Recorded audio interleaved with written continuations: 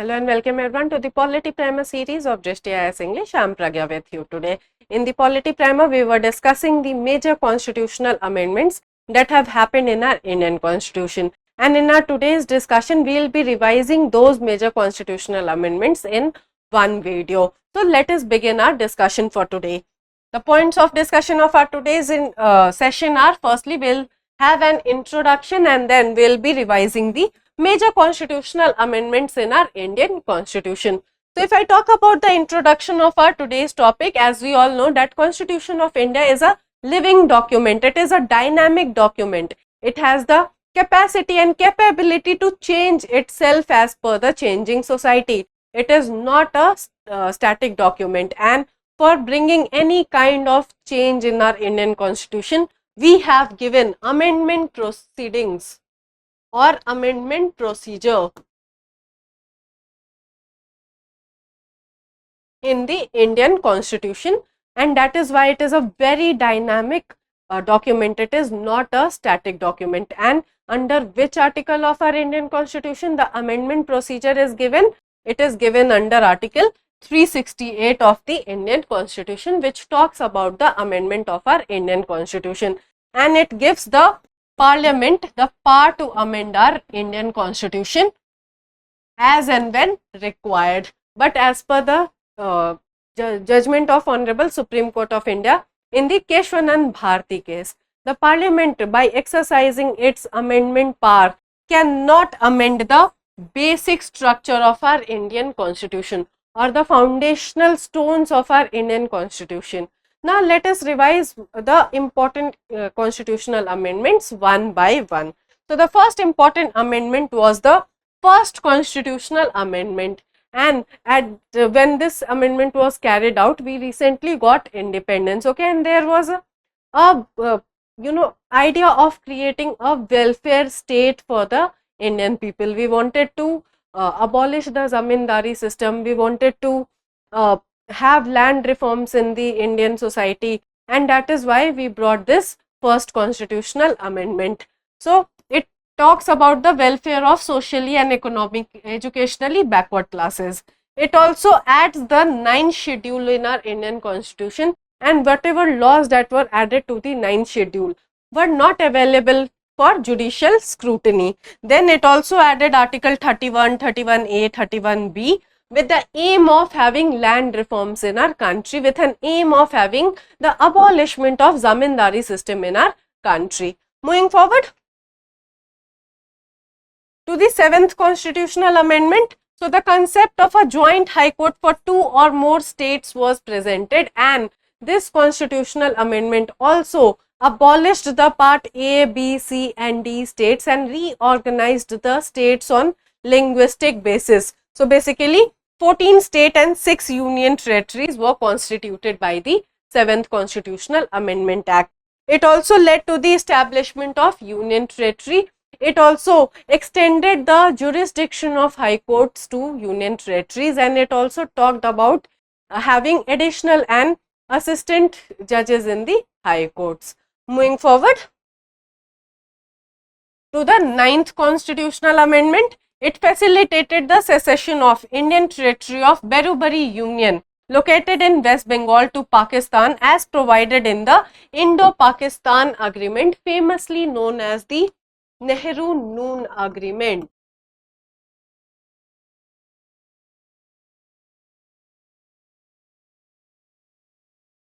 And then comes the 24th Constitutional Amendment. We know what was happening in our country during those times. There was an ongoing tussle between the Supreme Court and the Government of India, and the Supreme Court was continuously giving precedence to fundamental rights over the directive principles of state policy. So, basically the 24th Constitutional Amendment affirmed the power of Parliament to amend any part of the Constitution, including fundamental rights, by amending Article 13 and 368.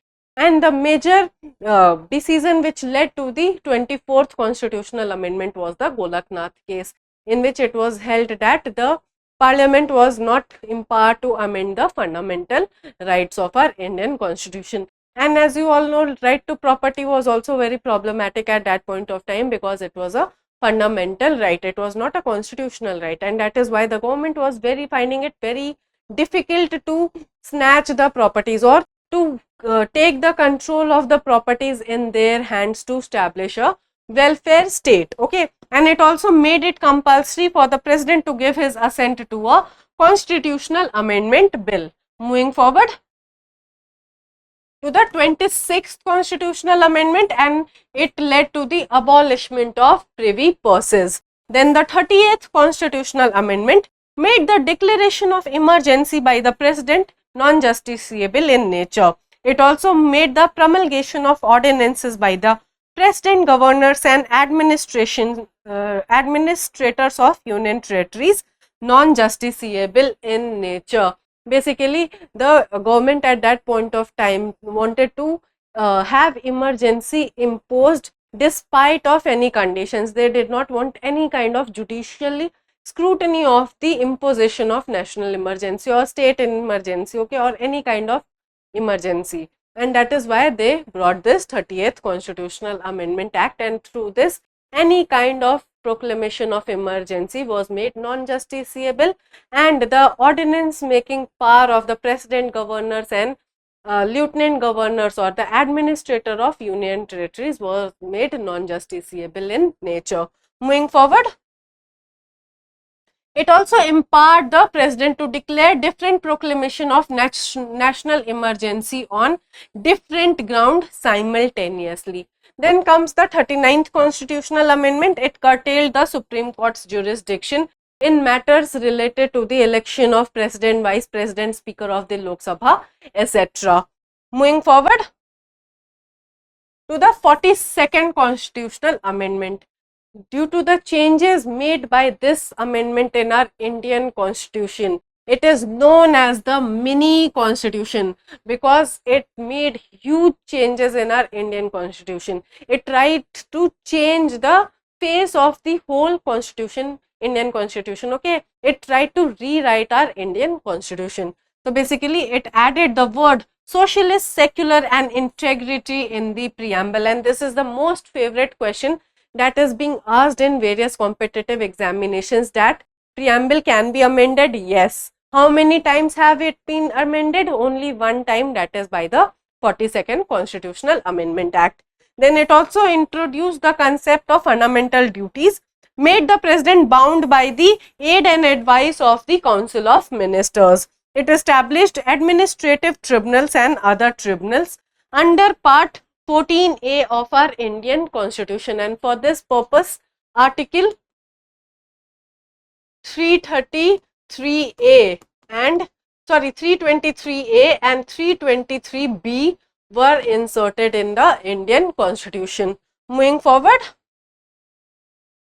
it also froze the Lok Sabha and state legislative assembly seats based on 1971 census till the year 2001.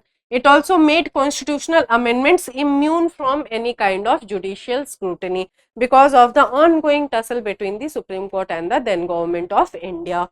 Then it also limited Supreme Court and High Court's power of judicial review and writ jurisdiction. It increased the Lok Sabha and state legislative assemblies tenures from 5 years to 6 years. It directed that laws implementing DPSPs cannot be invalidated for fundamental rights violation, and this was a basic issue that was cropping up again and again, because Article 37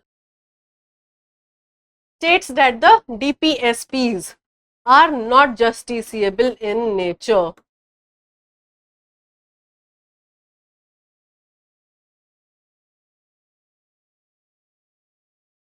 That means you cannot go to courts and say that enforce my directive principle of state policy. No, you cannot do so. They are not justiciable in nature.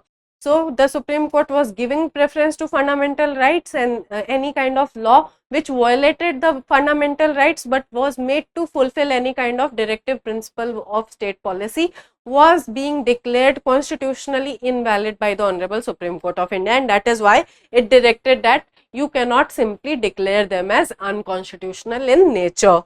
Moving forward, it also empowered the parliament to make laws to deal with anti-national activities and such laws are to take precedence over fundamental rights. And it also added 3 new directive principles, that is equal justice and free legal aid, the participation of workers in the management of industries, and protection of environment, forests and wildlife. Moving forward, it also facilitated the proclamation of national emergency in a part of the territory of India, extended the one-time duration of the president's rule in a state from 6 months to 1 year, empowered the center to deploy its armed forces in any state to deal with a grave situation of law and order, shifted 5 subjects from the state list to the concurrent list, that is education, forests, protection of wild animals and birds, weights and measures, and administration of justice, constitution and organization of all courts except the Supreme Court and the High Courts. So, as you can see, this tried to change the whole face of our Indian constitution. It tried to rewrite our Indian constitution. Moving forward, it also removed the requirement of quorum in the parliament and state legislatures, authorized parliament to determine member and committee rights and privileges. It also established for the very first time an All India Judicial Service. However, no All India Judicial Service exists as of now in our country.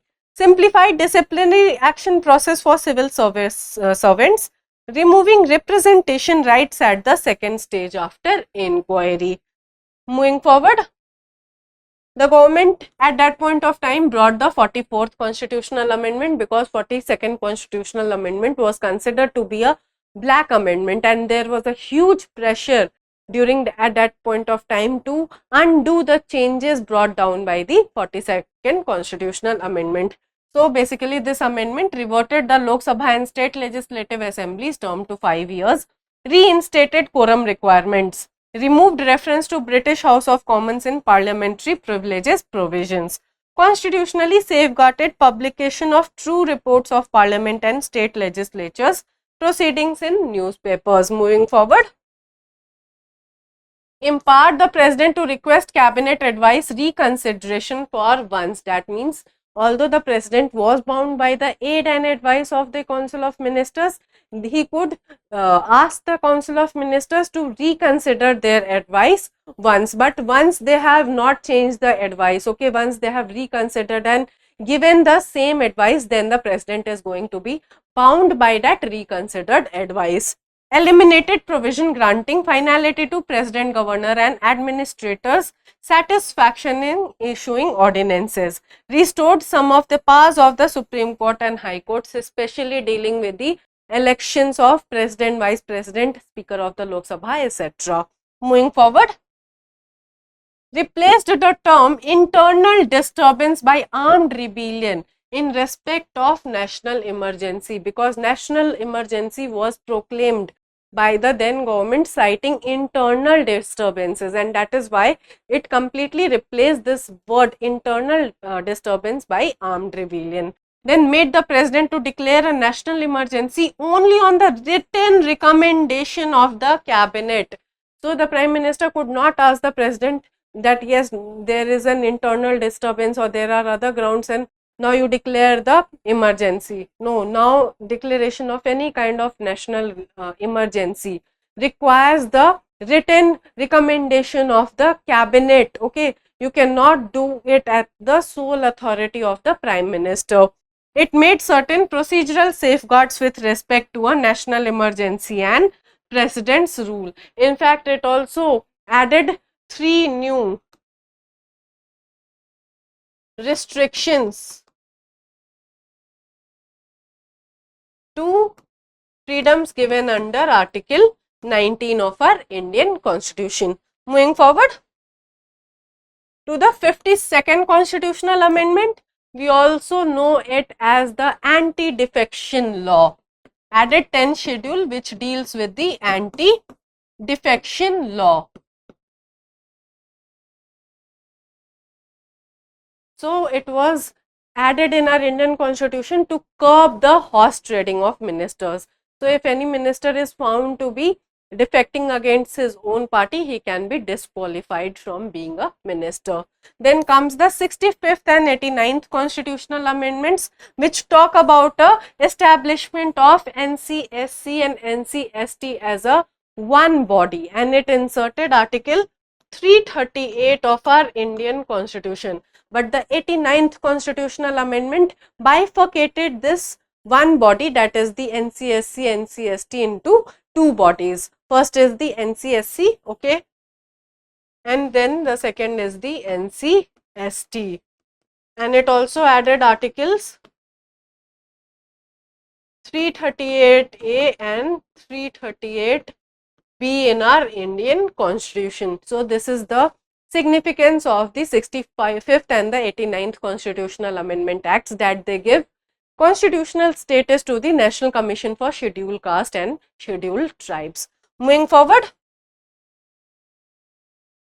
to the 69th constitutional amendment, as we all know, it granted a special status to the National Capital Territory of Delhi, and it inserted article 239 clause AA and article 239 clause AB in our Indian constitution, and it grants a special status to the Union Territory of Delhi. Then the 73rd and 74th constitutional amendments, very, very important. Why? Because they establish a third tier of our Indian constitution, and that is the local and urban bodies.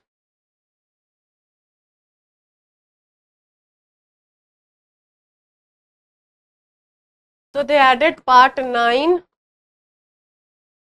and part 9A of our Indian constitution. They also added the 11th and 12th schedule to the Indian constitution. Okay, so basically they talk about the constitution of Panchayati Raj institutions and the municipalities. Moving forward to the 77th constitutional amendment, it provided for reservations in promotions to the SC/ST community. Then comes the 87th and 82nd constitutional amendments. So it talks about the carry forward rule. This means that the seats which are reserved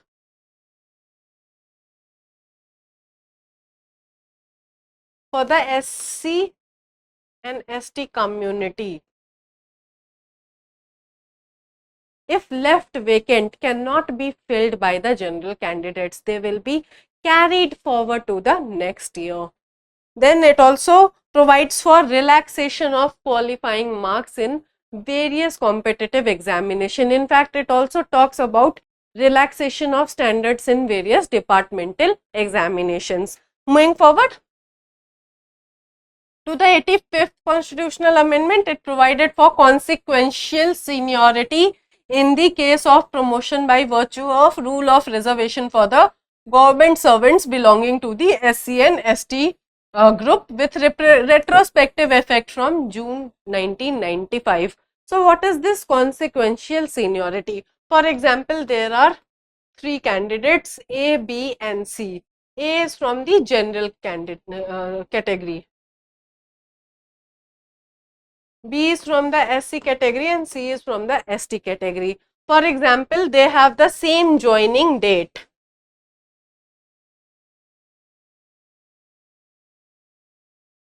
And if B got promoted first, okay, and A got promoted after B, so A would retain his seniority over B because he was joined in the same category on the same date. But now B will retain his seniority over A due to the provisions of consequential seniority, and this rule was developed by this 85th constitutional amendment, that yes, if you are giving them seniority by promoting them earlier, then they will retain that seniority. So now B will become senior of A. This is the meaning of consequential seniority. Moving forward to the 86th constitutional amendment. So it made elementary education a fundamental right under Article 21A of our Indian Constitution. It changed the subject matter of Article 45 in Directive Principles, and it also added a new fundamental duty under Article 51 Clause A. Moving forward to the 91st Constitutional Amendment. The total number of ministers, including the Prime Minister in the Central Council of Ministers, shall not exceed 15% of the total strength of the Lok Sabha. And this is a most repeated question. Most repeated question that is being asked again and again in your examinations. Then comes the 97th Constitutional Amendment, which talks about the cooperative societies. It also makes right to establish a cooperative society as a fundamental right under Article 19 of our Indian Constitution. Moving forward to the 101st Constitutional Amendment Act, it introduced GST in our taxation regime. So the GST has absolved the indirect taxes in India apart from VAT. So VAT has not been absolved. Apart from this, the indirect taxation regime now comes under the goods and services tax. We have just one indirect tax known as the goods and services tax. Then comes the 102nd Constitutional Amendment, and it gave a constitutional status to the National Commission for Backward Classes under India's Ministry of Social Justice and Empowerment, and NCBC has the same functions as the NCSC and NCST. Moving forward to the 103rd Constitutional Amendment, which provided for the EWS reservation. 10% seats in jobs and education will now be given to the economically weaker sections of the society, and for this purpose it added Article 15 Clause 6 and 16 Clause 6 in our Indian Constitution. Then comes the 104th Constitutional Amendment. It abolished the reservation for the Anglo-Indian community and increased the time period of SC and ST reservation for another 10 years. Moving forward, the 105th Constitutional Amendment, the states now have the power to identify the socially and educationally backward classes. So this power was taken away by the 102nd Constitutional Amendment, as has been held by the Supreme Court in the Maratha quota case, and that is why the power had to be restored, and that is why this 105th Constitutional Amendment was enacted in our Indian Constitution. And then comes the last and the most significant one, that is the 106th Constitutional Amendment, and it provides a 33% reservation to women in Lok Sabha, state legislative assemblies and the Legislative Assembly of NCT of Delhi. With this, we come to a conclusion of our today's discussion. We have revised the major constitutional amendments in this one video, and I hope the major provisions are clear to you. Okay, now let us discuss the previous practice question which I asked you in my previous session. So the question was, consider the following statements. Your statement number 1 is, the 106th Amendment to the Constitution enacted in 2023 grants 33% reservation to women in politics. Your statement number 2 is, the Parliament may by law determine the periodic rotation of seats reserved for women after each subsequent delimitation. So which of the following statements given above are correct? Your option A is 1 only. Your option B is 2 only. Your option C is both 1 and 2, and your option D is none of the above. So the correct answer for this question is going to be option C. Both 1 and 2 statements are correct in nature. Now let us discuss a practice question from our today's session. So the question is, consider the following statements. Your statement number 1 is, under Article 368 of the Indian Constitution, Parliament has the power to amend the preamble, but the basic features should not be altered. Your statement number 2 is, the 44th Amendment Act 1978 added the words socialist, secular and integrity to the preamble of India. So which of these statements given above are correct? Your option A is 1 only, your option B is 2 only, your option C is both 1 and 2, and your option D is None of the above, and this answer will be given by you to me in the comment box below. I hope this session was insightful for you, because many of you were demanding that ma'am kindly cover all of the major constitutional amendments in just one video, and that is why I'm doing it for your own benefit. You can take this as a revision video. If you liked the today's discussion and found it to be helpful, kindly like the video and subscribe to our channel for more such interesting updates. Thank you. For more informative content, like, share and subscribe, and do not forget to press the bell icon to get the notifications.